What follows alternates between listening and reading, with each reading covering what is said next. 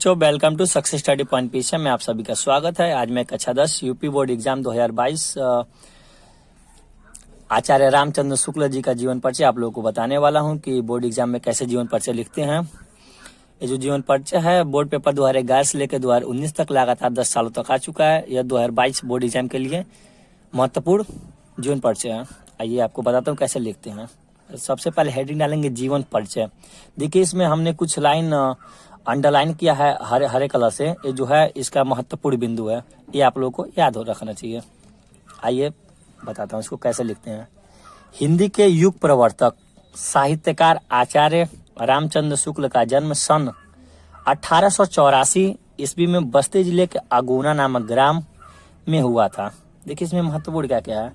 आचार्य रामचंद्र शुक्ल जी का जो जन्म है सन 1884 ईस्वी में हुआ था। कहाँ हुआ था? तो बस्ती जिले के अगुना नामक ग्राम में हुआ था।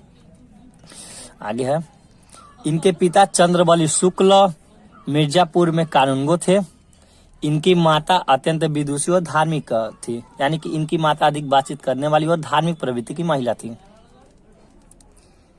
इनकी शिक्षा दीक्षा अपने पिता के पास राट तहसील, कहाँ पे हुई? तो राट तहसील में हुई। और इन्होंने मिशन स्कूल से 10वीं की परीक्षा उतर के, यानी कि जो रामचंद्र शुक्ल जी थे उन्होंने मिर्जापुर के मिशन नामक स्कूल से, जो मिशन स्कूल था, वहां से 10वीं की परीक्षा उतर के यानी कि पास किए थे। गणित में कमजोर होने के कारण आगे नहीं पढ़ सके। इन्होंने 12वीं की शिक्षा प्रयागराज यानी कि इलाहाबाद से ली थी, किंतु विद्यालय परीक्षा से पूर्व ही छूट गया। इसके बाद इन्होंने मिर्जापुर के न्यायालय में नौकरी शुरू कर दी। ये नौकरी इनको अच्छी नहीं लगी। देखिए 12वीं की में एडमिशन तो लिए, लेकिन प्रयागराज में, लेकिन पढ़ नहीं पाया। इनकी एग्जाम से पहले ही छूट गया स्कूल। उसके बाद इन्होंने मिर्जापुर के न्यायालय में ही नौकरी शुरू कर दी। यह नौकरी इनको पसंद नहीं लगी, अतः यह मिर्जापुर के मिशन स्कूल में, यानी कि जिस स्कूल में ये पढ़े थे, में चित्रकला के अध्यापक हो गए। अध्यापक का कार्य करते हुए इन्होंने अनेक कहानी, कविता, निबंध, नाटक आदि की रचना की। इन्होंने 19 वर्ष की अवस्था में काशी नागरिक प्रचारिणी पत्रिका का संपादन भी किया। कुछ समय बाद एक काशी हिंदू विश्वविद्यालय यानी कि जो BHU है के हिंदी विभाग के प्राध्यापक के रूप में हो गए। यानी इन्होंने कुछ समय 19 सालों तक काशी नागरिक प्रचारिणी का संपादन किया और उसी समय काशी हिंदू विश्वविद्यालय में हिंदी विभाग के प्राध्यापक हो गए, यानी कि प्रोफेसर हो गए। और कुछ समय बाद हिंदी विभाग के अध्यक्ष भी हो गए। हिंदी के इस महान साहित्यकार का सन 1941 ईस्वी में पंचतत्वों में विलीन हो गया, यानी कि इनकी मृत्यु सन 1941 ईस्वी में हो गई। आचार्य रामचंद्र शुक्ल जी की प्रमुख रचनाएं निम्नलिखित हैं, जिसमें पहला है निबंध। इन्होंने निबंध में चिंतामणि, जो चिंतामणि निबंध इनका है, 2 भागों में है, तथा विचार वृत्ति नामक इन्होंने निबंध की रचना की थी। और दूसरा है आलोचना। ऐसे हेडिंग वाइड भी आप डालकर लिख सकते हैं पेपर में, अगर टाइम नहीं है तो डायरेक्ट भी लिख सकते हैं, जैसे कि चिंतामणि, विचार वृत्ति, रश्मिमांसा।